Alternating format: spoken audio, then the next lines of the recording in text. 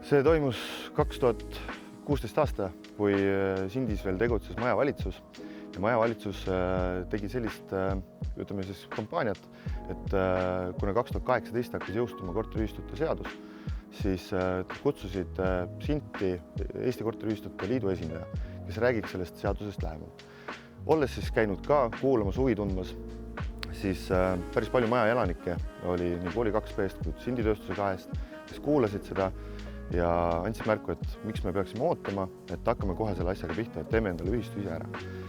Ja siis hakkasime otsima niinimetatud lahendusi, mis võiks olla sellised lahendused, et me saaksime võimalikult kiiresti, võimalikult palju oma korterimajas korda tehtud. Ütleme niimoodi, et me võtsime kogu maja ette selliselt, et alates vundamendi isolatsiooni ehk siis hüdroisolatsiooni tegemisest kuni katuse väljavahetamiseni.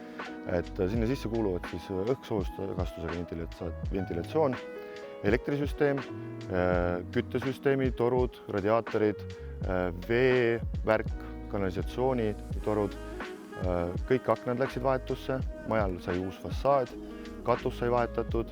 Protsess iseenesest oli suhteliselt valutusest, et meie peatöövõtja, kes oli tollel hetkel Remate, oli vägagi vastutulelik erinevatele küsimustele, mida me saime siis ära lahendada temaga koostöös.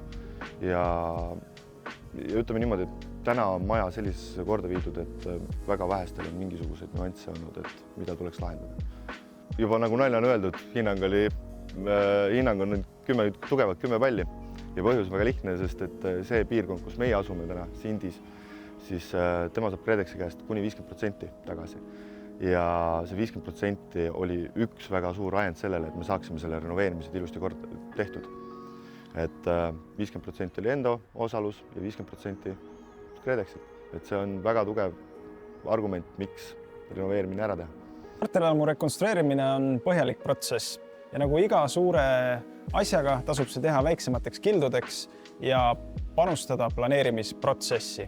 EAS KredEx panustab ka järgnevatel aastatel kodude korrastamisse, pakkudes selleks erinevaid toetusi, renoveerimislaenu ja käendusi. Samuti saab hüva nõu maakondlikest arenduskeskustest.